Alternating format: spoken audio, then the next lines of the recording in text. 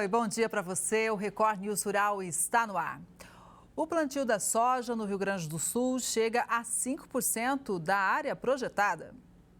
Para a safra 2025-26, a projeção da Emater Rio Grande do Sul indica o cultivo de 6,7 milhões de hectares, com produtividade média estimada em 3.180 quilos por hectare. Nas áreas com melhor umidade residual, o plantio foi intensificado. Já nas regiões sem ocorrência recente de chuvas, as operações foram suspensas ou ainda não começaram. A Emater observa que as restrições financeiras e dificuldades de acesso ao crédito rural limitam os investimentos em insumos e pode reduzir ligeiramente a área cultivada em comparação à safra anterior. Em relação ao milho, a semeadura atinge 80% da área projetada no estado. Cerca de 15% das lavouras estão em desenvolvimento vegetativo e 5% em fase de florescimento. Para a atual safra, a área estimada no Rio Grande do Sul é de 785 mil hectares, com produtividade média projetada em 7.370 quilos por hectare. A entrega de fertilizantes pela indústria deve crescer 1% em 2025 e chegar a quase 50 milhões de toneladas. A projeção apresenta queda apenas no Rio Grande do Sul. Os números foram apresentados por uma consultoria independente durante um simpósio na Federação das Indústrias do Estado do Paraná, em Curitiba. Os dados apontam que a indústria de fertilizantes deve entregar 48,2 milhões de toneladas em 2025, aumento de 1% em comparação com 2024. O Rio Grande do Sul é o único estado que deve registrar queda nas entregas, que pode chegar a 10% no ano. A compra de fertilizante representa 25% do custo de produção da soja. De acordo com analistas da consultoria, as importações de fertilizantes pelo Brasil aumentaram. Apenas de adubo de origem chinesa, o crescimento nas compras foi de 58%. Os números da Associação Nacional para a Difusão de Adubos ainda não estão disponíveis. Os preços da laranja de mesa estão caindo, resultado da queda na demanda. Confira. Depois de altas seguidas, sustentadas pela boa procura pela fruta, os valores da laranja no mercado de mesa caíram nos últimos dias. Pesquisadores do CPEA atribuem os preços menores à demanda enfraquecida, já que os consumidores estão aguardando o recebimento dos salários. Enquanto no segmento industrial as cotações da laranja seguem estáveis, a caixa de 40,8 quilos da laranja pera de mesa na árvore sofreu uma queda de 0,19%, sendo negociada na semana passada a uma média de R$ 61,47. E os preços dos ovos caíram em outubro. A queda é reflexo da maior oferta do produto.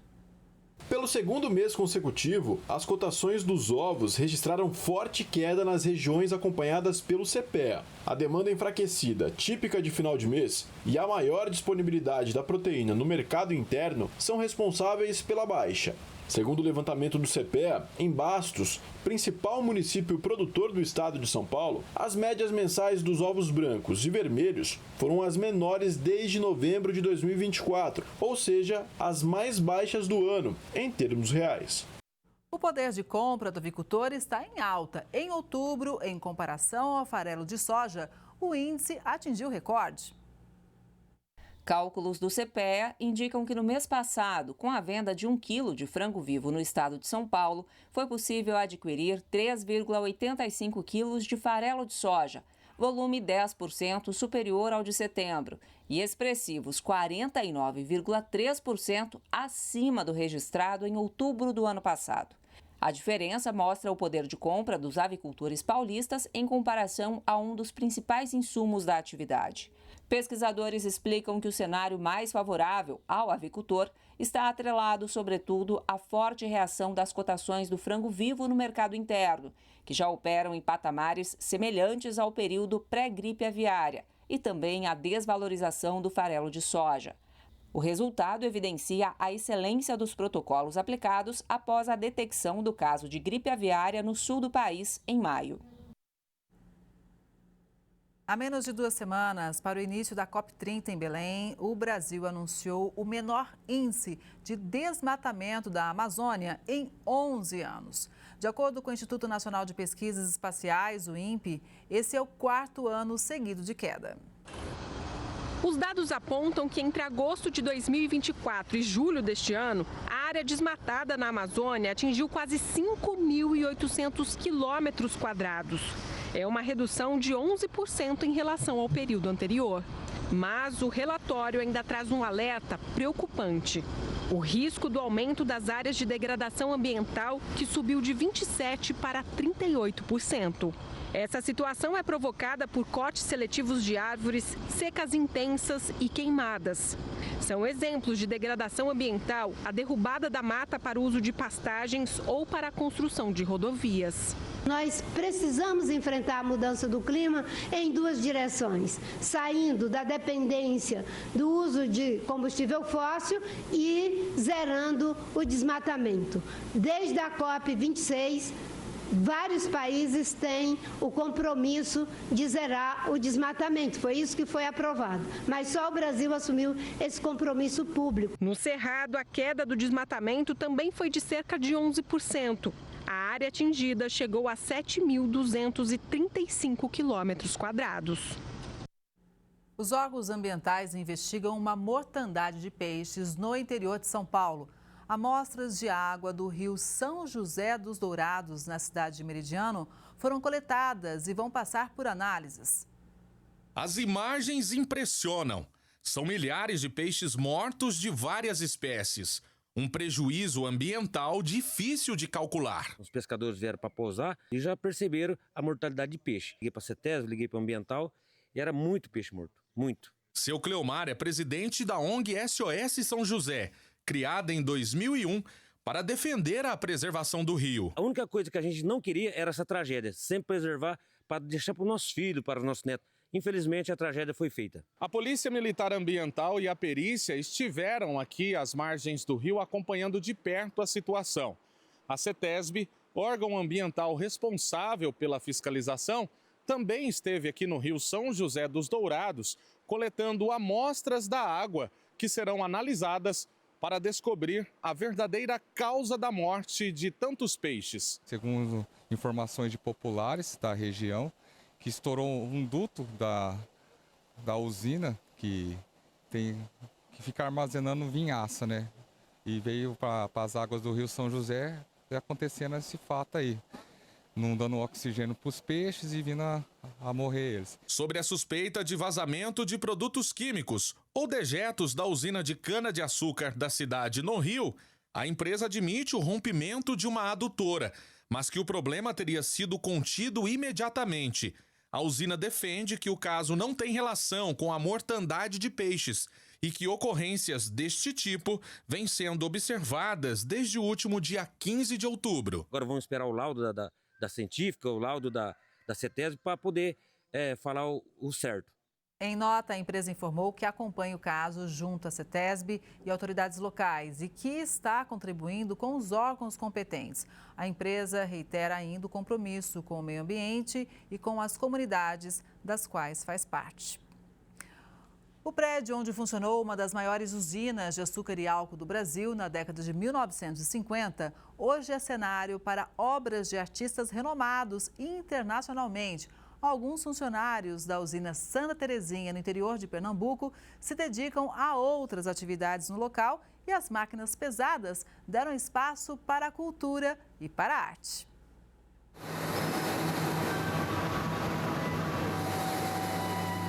Com o encerramento das atividades da usina voltados para o álcool e para a cana-de-açúcar, os moradores que obtinham vínculos empregatícios tiveram que se reinventar para garantir a renda mensal familiar.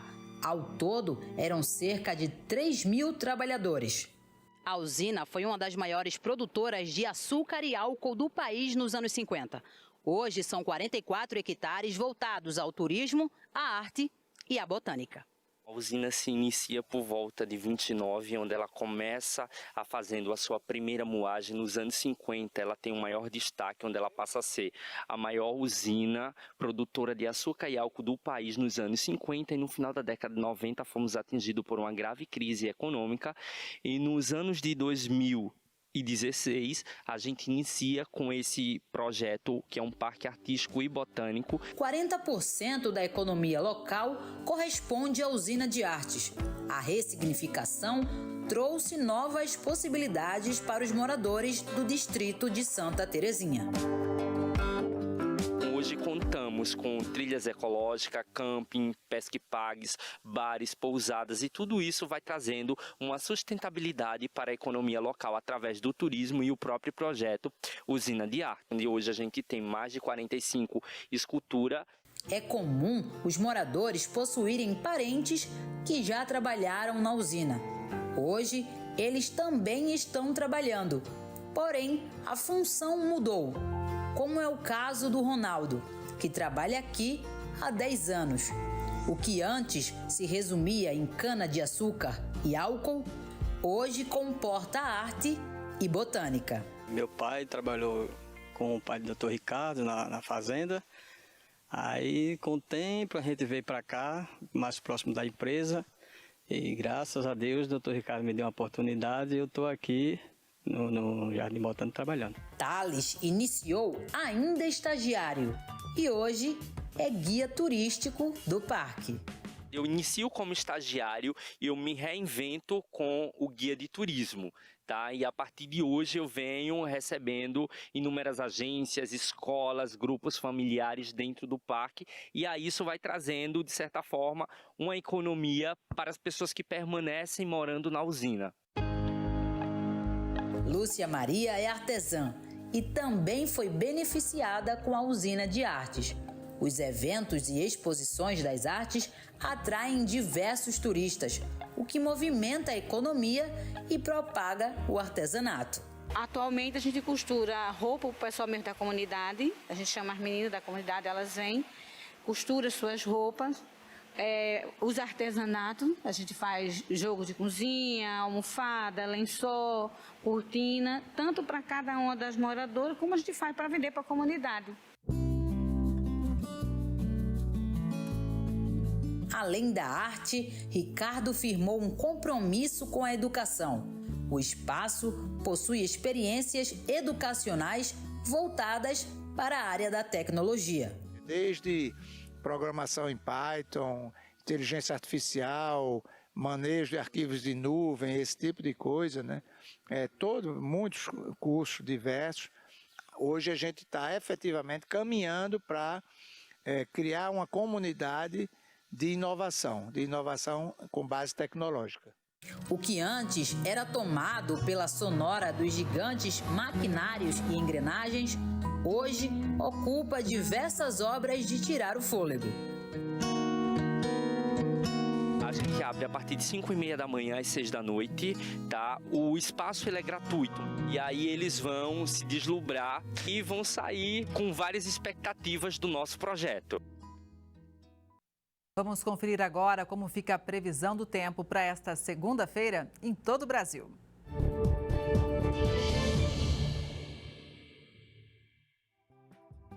Na segunda, a atuação de um cavado meteorológico em níveis médios da atmosfera e a formação de uma área de baixa pressão no oceano entre a costa do sul e do sudeste mantém áreas de instabilidade em boa parte do país, com pancadas de chuva desde as primeiras horas do dia em várias regiões. E a região centro-oeste e norte do país seguem com risco de temporais e pancadas de chuva mais fortes. No sul do Brasil, a chuva se espalha desde cedo, atingindo o norte e leste do estado gaúcho, boa parte de Santa Catarina e o leste e metade sul do Paraná. As pancadas variam entre fraca a moderada intensidade, mas no norte paranaense, há chance de chuva forte e isolada à tarde. No litoral catarinense, as pancadas podem vir acompanhadas de raios e rajadas de vento. Na região sudeste, as instabilidades persistem ao longo do dia. Em São Paulo, as pancadas ocorrem desde manhã e se intensificam à tarde, com chuva moderada a forte e risco de temporais no interior e no litoral. Em Minas, as chuvas se espalham entre o centro-sul, Triângulo e oeste do estado, também com volumes elevados e trovoadas. O Rio de Janeiro e o sul do Espírito Santo seguem com pancadas de chuva e acumulados significativos, enquanto o norte mineiro permanece com tempo mais firme. Em Mato Grosso do Sul e Goiás, as instabilidades continuam, e há chance de pancadas moderadas a fortes e temporais localizados. No Nordeste, o tempo fica mais instável no sul e sudoeste do Maranhão, além do Piauí e oeste da Bahia, com chuva moderada a forte. No litoral leste, as chuvas ocorrem de maneira mais fraca e isolada, enquanto o restante da região segue com tempo mais seco e ensolarado. E na região norte do país, as pancadas de chuva se espalham e ganham força sobre o Amazonas, Rondônia, Pará e Roraima, com chuva moderada e risco de temporais. Enquanto no Acre as pancadas são mais leves e isoladas, e no Amapá o tempo permanece firme. Em relação às temperaturas, máximas de 20 graus em Porto Alegre, 23 em São Paulo, 30 em Salvador e Natal, 25 em Belo Horizonte e 31 em Palmas, Cuiabá e Campo Grande. Os presidentes dos Estados Unidos e da China anunciaram um acordo comercial na semana passada e, com isso, o país asiático passou a pagar taxas mais baixas do que o Brasil. A gente lembra que os produtos brasileiros enfrentam hoje alíquotas de até 50% para entrar no mercado americano, apesar de existir várias exceções. Mas como esse acordo com a China pode impactar as nossas negociações com o governo norte-americano? Quem chega para fazer uma análise é o Daniel Vargas, que é professor da FGV Direito Rio e da Escola de Economia da FGV em São Paulo. Bom dia, Daniel. Seja muito bem-vindo sempre ao Record News Rural. Oi, Kelly. Sempre um prazer participar. Daniel, quando dois chefes de Estado se encontram, normalmente é porque já tem ali um acordo que foi estabelecido e eles selam isso publicamente. Dava para a gente já prever que haveria um acordo, afinal de contas são dois gigantes que dependem um do outro, então certamente uma hora, mais cedo ou mais tarde, China e Estados Unidos teriam que rever ali os seus posicionamentos? Olha, Kelly, a ligação entre as duas economias, chinesa e americana, é profunda. A gente sabe que ambos têm um ao outro como o parceiro comercial número 1 do planeta. Então, naturalmente, quando entram numa zona de tensão, de um lado tem um teste de fogo para ver quem é que consegue se impor e tirar vantagens, mas na prática e na realidade econômica, ambos podem e tendem a sair perdendo. Neste caso, a expectativa que já vinha se amadurecendo era de que a tensão comercial entre os dois países tivesse uma trégua. E o que aconteceu nesse contato entre Trump e Xi Jinping, anunciado há pouco, foi exatamente isso.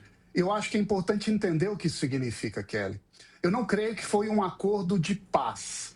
Ambos continuam armados, muito bem armados, com os respectivos instrumentos apontados uns contra os outros. Mas concordam, nos próximos 12 meses, em não atirar. Então, o acordo estabelecido agora é um que adia para o futuro eventual ataque que tinha se tornado uma rotina quase que diária na relação entre Estados Unidos e China. Pois é, e em um desses pontos que ficaram acordados tem a ver com a soja. Então, obviamente, a China volta a comprar soja dos Estados Unidos.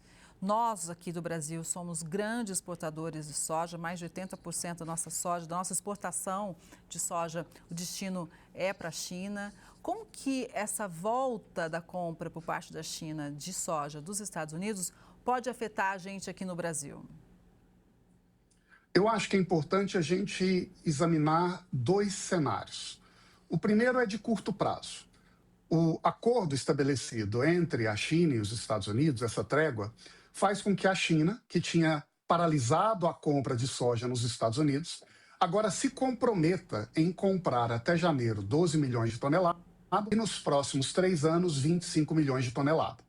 O que faz, na prática, que eles reestabeleçam, Estados Unidos e China, a média de comércio de soja que já existia entre os países nos últimos anos. Não houve um avanço, houve um restabelecimento das relações comerciais tradicionais. Para o Brasil, significa que esse boom de compra chinesa de soja na América do Sul, em particular do Brasil, para suprir a demanda americana, tenderá a reduzir. Significa que nós vamos perder mercado, nos fragilizar? Eu não creio. Mas, no curto prazo, a expectativa de que a China compre parte da soja norte-americana e, portanto, esse crescimento exponencial da demanda chinesa sobre a soja brasileira, que vem desde março, talvez arrefeça em um primeiro momento. No médio prazo, no entanto, Kelly, a sinalização das relações entre Estados Unidos e China não é exatamente de paz. E o que deve acontecer nos próximos anos é que ambos os países vão se esforçar para diminuir a dependência uns dos outros. O que significa que a China cada vez mais tenderá a olhar para fornecedores de soja em outras partes do mundo como seu parceiro principal. E aqui sim, o Brasil continuará tendo uma prioridade e uma oportunidade nessa relação com a China. É porque uma vez que a confiança foi quebrada, né, uma taça ali de cristal que trincou, é difícil você voltar ao estágio inicial, ou seja, praticamente impossível. Então, esse é o cenário que a gente vê agora? Exatamente, Kelly. Se a gente for olhar no passado, quando houve aquela primeira guerra comercial, no primeiro governo Trump com a China, eles estabeleceram um acordo em que os Estados Unidos se comprometeu a comprar em torno de 30 bilhões de dólares de produtos norte-americanos. E não comprou aquilo que foi prometido. Agora, o acordo não foi estabelecido em valores, mas em toneladas, justamente com o objetivo de assegurar um pouco mais esse compromisso chinês. Mas nada indica que isso vai ser cumprido ou descumprido outra vez. Por isso mesmo, a tendência do mercado é que ele precifique essa incerteza em todos os elos da equação. O próprio comprador chinês não sabe o que vai acontecer nas relações com os Estados Unidos no ano que vem. Será que eu vou apostar as minhas fichas em comprar do produtor norte-americano? Ou não será melhor olhar para outras partes do mundo? E o próprio produtor americano, que veja a situação, Kelly, arrisca quebrar em massa, já que grande parte da sua exportação vai para a China. Olhando para o ano que vem, será que vale a pena eu continuar produzindo soja? Ou será que eu não vou buscar um produto alternativo? Então essa trégua quebra esse cristal da confiança. E a confiança tem esse atributo, não é? De uma vez rompida, dificilmente se restabelece. O que significa que abrem-se as portas para essa ligação entre Brasil e China se aprofundar ainda mais. Pois é. Agora, vamos olhar, então, de uma forma estratégica para o Brasil no seguinte sentido. Nós estamos tentando negociar a sobretaxa. Claro, a gente exporta também mais carne bovina para a China em relação aos Estados Unidos, mas o café tem o mercado norte-americano como realmente muito importante, a mesma coisa em relação à piscicultura. Então, existem setores do agro ainda bastante sensibilizados com esse tarifaço.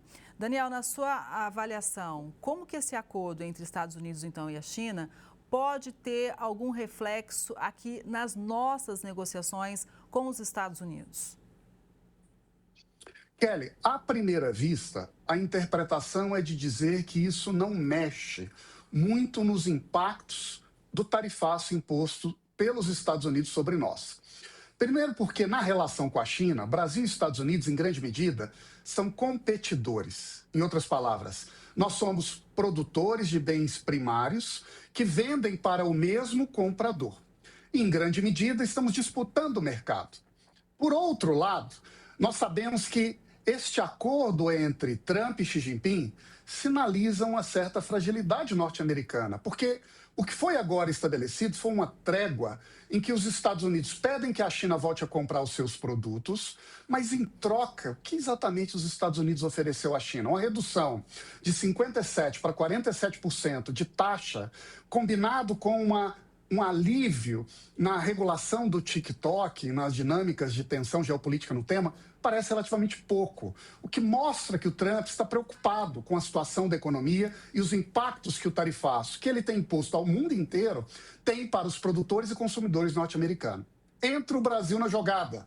Nós aqui temos, talvez, um espaço para negociar com os Estados Unidos, sabendo que os Estados Unidos estão atentos e, quem sabe, sensibilizados com a dificuldade de se reorganizar, um ambiente de tarifas genéricas impostas ao mundo, que, em última análise, pode respingar no aumento de preço para o produtor norte-americano.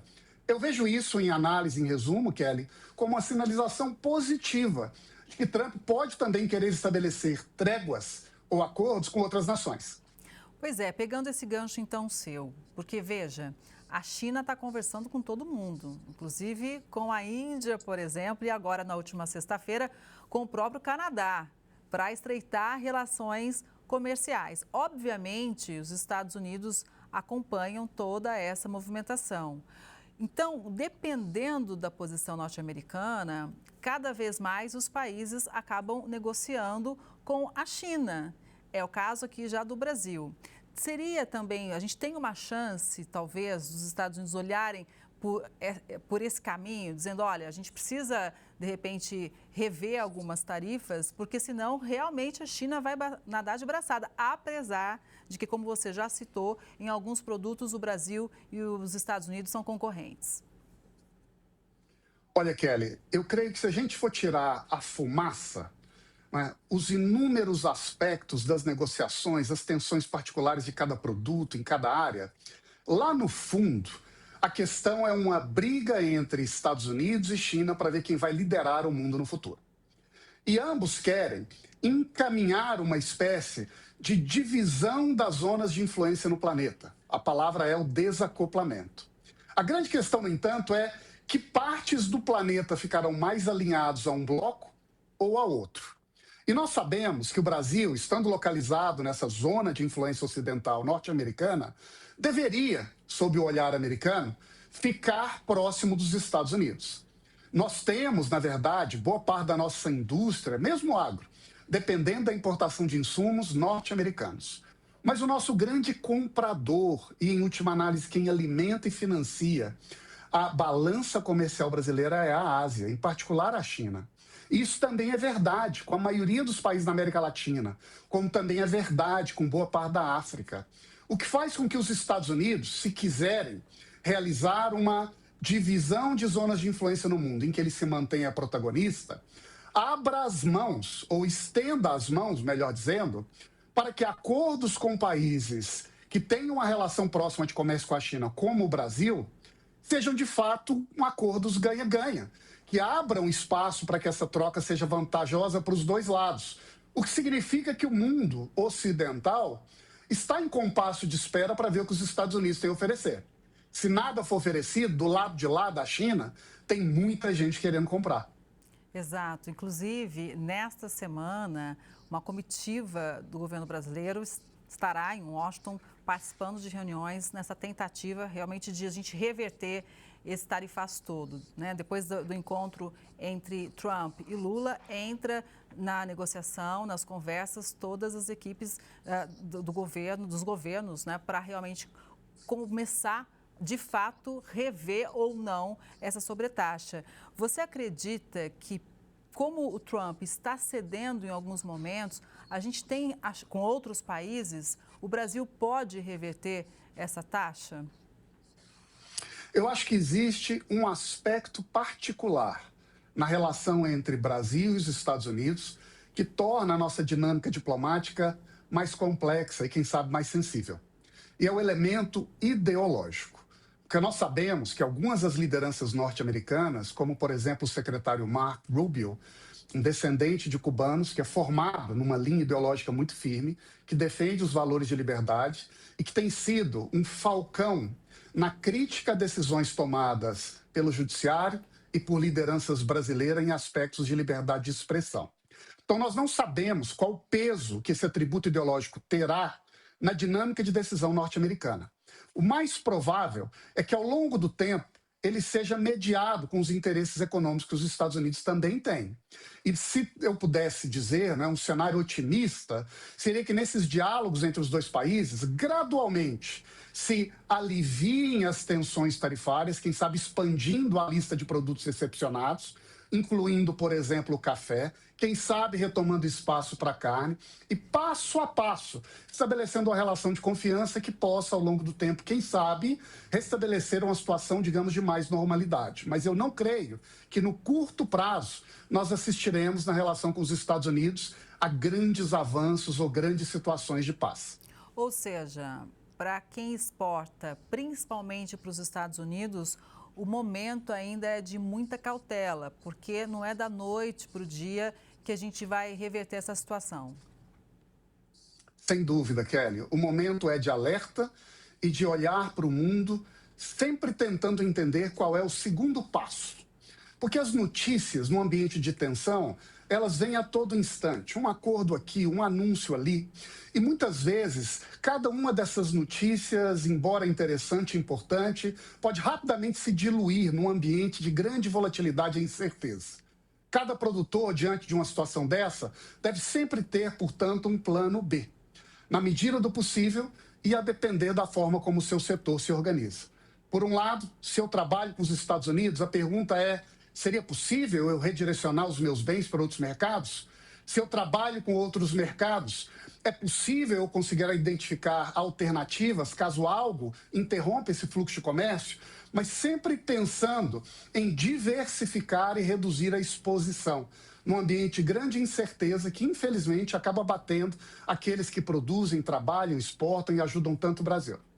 Daniel, apesar dos desafios que você mencionou aqui para a gente tentar reverter esse tarifaço, né, realmente deve ser um trabalho agora muito árduo por parte do governo brasileiro, você acredita que houve pelo menos, o gelo foi quebrado a partir do momento que Lula e Trump se encontraram, conversaram, teve um tom ali mais leve, inclusive, por parte dos dois lados, né? Trouxeram para a gente uma certa leveza.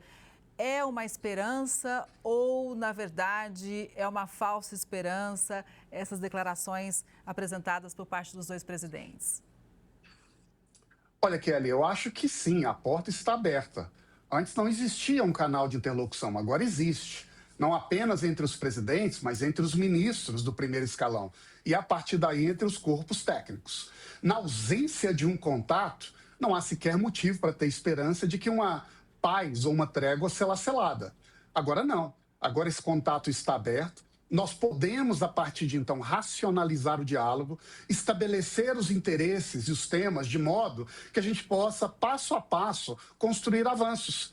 Se é possível caminhar mais por determinados setores econômicos em que as vantagens são mútuas e recíprocas, caminharemos por ali.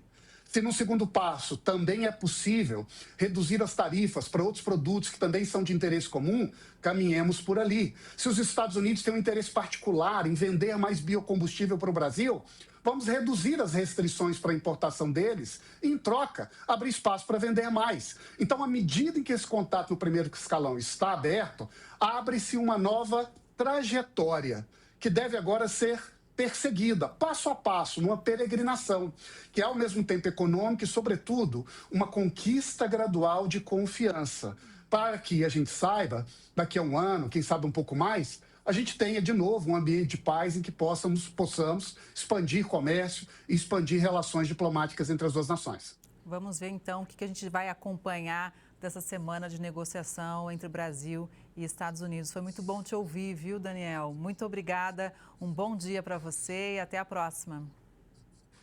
Eu que agradeço e até breve. Até.